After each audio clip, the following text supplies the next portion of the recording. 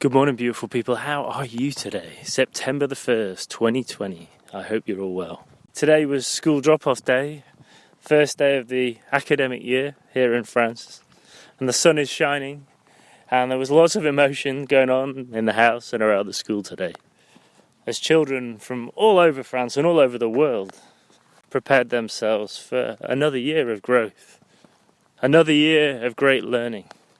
And while the earth keeps spinning, they will always continue to learn, and especially during these really special times. And today I wanted to talk about contemplation. Whilst from an intellectual point of view, contemplation refers to thinking very profoundly about something. Contemplation from a more spiritual point of view is very much the opposite of thinking. It's trying our best not to activate the mind and instead to sit in that place of stillness. It's to allow spirit or to allow our souls to educate us. Rather than filling our minds with thoughts and human words, actually contemplation from a spiritual point of view is very much about letting go and letting come. Letting go and allowing. Because while many academics believe that we learn by sticking our head in books and really thinking deeply, the great philosophers of this planet know the true wisdom, the truth, comes from a place far beyond books and far beyond words. And that's why it can so often be very difficult to articulate in human language. It's a state of mystical awareness, a silence, a majesty, a state of being as opposed to a state of doing. And amid those scenes of solitude, the mind is cast into this great contemplation of the eternal things, of the eternal now, the language of the heavens, the power of all that is. And I personally find contemplating the easiest when I'm outside, in nature. Like right now, I'm walking on a road, there's nobody here, there's just trees, I hear the birds, there's some distant hum of cars, and I can see a couple of planes in the sky, which is strange still, a few months on from lockdown. But to me, nature is the greatest example of contemplation. You look at the trees, and they just stand there still, or allowing the wind to blow through their branches, allowing nature's music to play. And you listen to the birds, and they sing. And we don't understand what they say, but we know that there is great wisdom in their voice, that they are the voice of nature. They are the constant rhythm of life. And while the humans are busying themselves, going off in all directions to work, putting on their suits, making themselves look different so they can fit in, telling everyone they're busy, filling themselves with stress, getting angry on the roads. I stand here and just watch the birds, and everything they do has a real togetherness about them. I love the way that at the sunset, they all do this incredible dance in the sky, all together, and it's almost as if every single bird knows exactly the move of every other bird, because it all seems so poetic, so synchronized.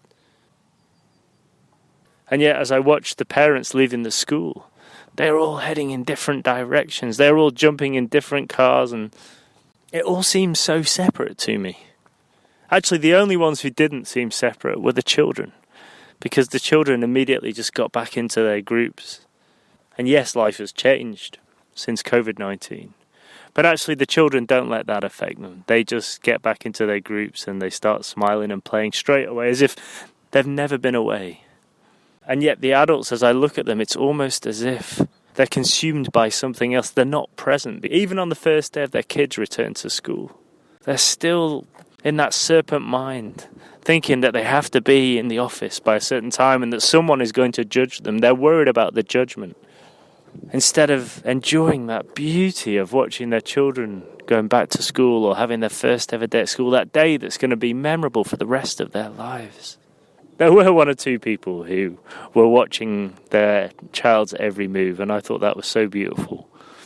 But it's incredible how in life so many things are created to stop us enjoying the beauty, or at least we create so many things to stop us reveling in that beautiful moment, that one of the most important days of our lives. And according to Plato, the contemplation of beauty causes the soul to grow wings. So whether that's watching your child on their first day at school, growing up, becoming part of a new tribe, or whether it's watching the birds flying at sunset, or the trees blowing in the wind. And to me, it's not just about your physical eyes, it's also about the eyes of the heart, seeing that beauty, feeling that beauty. And as I look at nature as well, I love the different smells you get, especially after the rain has come, and we've just had some rain here in France, and it's been a very hot summer, there's been constant sunshine. But the rain came a few days ago, and the weather started to change and turn towards a more autumnal temperature. And I love those smells you get after the rain. Almost like nature saying, thank you for helping me grow. And I love the smells of the autumn as well, when you walk through the forest and there's the leaves and the acorns and the different autumnal plants. Looking at the beauty, feeling the beauty, smelling the beauty, and then, just to add to it, being in the beauty, just sitting in that's that contemplation where you're literally just in that moment. You're not thinking, you've let go. And it's like a space, an empty space which allows you to be, allows you to flower, which allows you to step into that beautiful, beautiful energy, that almost indescribable point which sits at the center of your very being, where you take a breath and something inside you or something within your energy starts to sing. It starts to dance. It starts to remember who you really are. And that's not your head or your eyes or your smile. That's not your legs or your arms or your body. When you really start to remember, when you really start to feel, you almost leave your body. And I think deep breaths can get you into this state very easily. And then it's almost like you feel the sun upon your face, only it's not your face, it's your soul. And it's like you feel that light, gentle breeze just gently against your cheeks. And yet you've almost already escaped your physical cage, your physical vessel. And it's just you. And you're everything. And yet you're nothing. And you feel so alive inside. You feel so alive outside. You just feel so alive. And it's in that moment that you do realize what the trees feel. That those people who look at trees and say, must be pretty boring being a tree, just standing there doing nothing. You realize that the trees have got it right. Because they just allow. And they're always so alive. And they're always changing, but they're always being. They feel the sun on their leaves, and that's their food. They feel their roots reaching deep into the earth. Not reaching out just for the water, but just finding that stability, that stronghold. And yet they're everything but static because they're so alive inside. And I don't know if you've ever touched a tree or hugged a tree, but I always find that when I do, and I really stay there, and I get really close to that tree, I start to feel a real vibration coming through me. And I used to think that I was healing the trees, but then I realized that the trees were healing me. We might think we're the superior species on this planet, and perhaps from an intelligent point of view we are. But there's no way that we have more wisdom than the trees. I think nature looks at us and says, who are these idiots who think they rule this planet? We're not all idiots, I know, but I'm pretty sure nature thinks that we're just constantly looking to make life easier for ourselves, when in truth, the human race are probably going to go full circle. We create all these things, we invent all these things, and it's genius.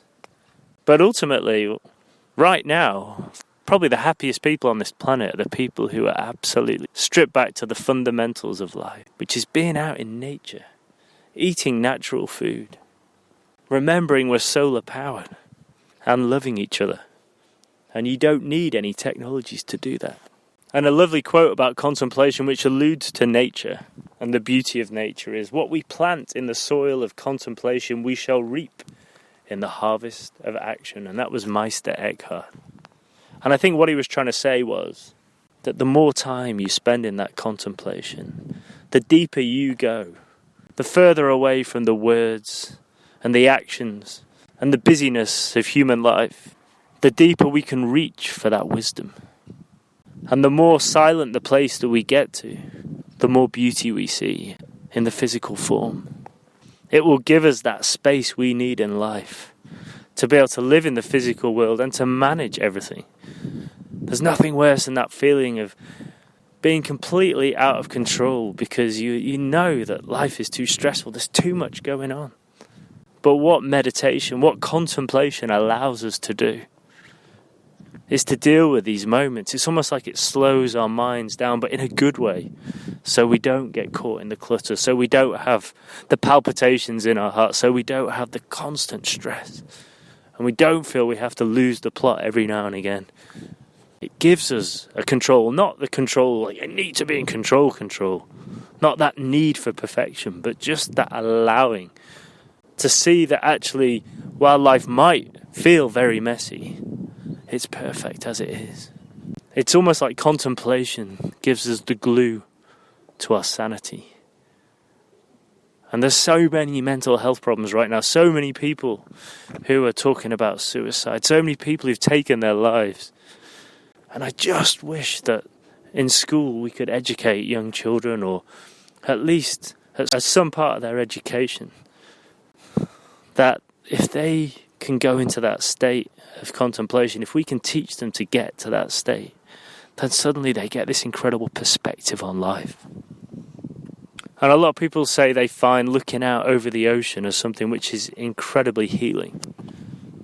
But I don't think people just stare out at the ocean. What they do is they share their silent contemplation. It's almost like nature breaks down all the stress. And all the brokenness is shared with the waters. Or all the brokenness is shared with the forest. And suddenly we feel a lot better, a lot brighter, because nature has shown us that it's not important in the great scheme of things. That every issue we have is like a wave in the ocean that just becomes part of the beach. It changes its form of energy. In the same way as when we walk barefoot in the forest or on the grass, on the garden of life, we feel a lot more grounded. Because a lot of our negative energy is shared on the earth, and the earth enjoys it. It's more than willing to take that as we reconnect with the planet, as we reconnect with nature. Contemplation seems to be about the only luxury that is completely free.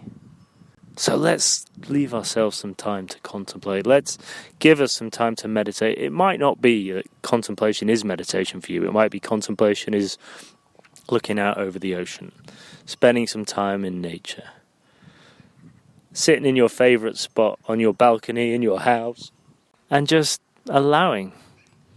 Maybe it's staring at a candle or watching a fire burning. It doesn't matter, but the important thing is that you do give yourself some space. Give yourself some time to contemplate life. And try in that time not to think, but just to be, just to allow. Because it was Aristotle who said that contemplation is the highest form of activity. And while many people would say it isn't an activity, it is life. But some of the greatest thinkers and philosophers have realized that solitude and silence and contemplation are perhaps one of the biggest gifts that they can ever have, because it allows them that space to then write the incredible works that they've written, to come out with these beautiful poems, to come out with this wisdom and to share it with the world. But we don't always need to share it with the world. The important thing is that you share it with yourself. And once we've learned to focus on the inside, all the answers that we need for the outside just seem to come. Because a lot of people place too much value on the outside. They think that everything you do, from thinking to contemplating to doing, has to be done on the outside, when the truth is that it's all about developing that heart. It's all about developing that space within, understanding who we are, what we are, where we're going. Ultimately, contemplation provides us with that inner compass that we need to survive, both on the inside and on the outside. And once you've got that compass, you always know that you're moving in the right direction. It doesn't have to be quick. It doesn't have to be immediate. But just as the sheep start to speak to me in the background, maybe they're contemplating every time they're grazing on the grass. But if you've got that inner compass, then you can achieve anything. And you always know you're moving in the right direction. Thank you for listening. Have a wonderful day. Love and peace and contemplation. Peter. Namaste.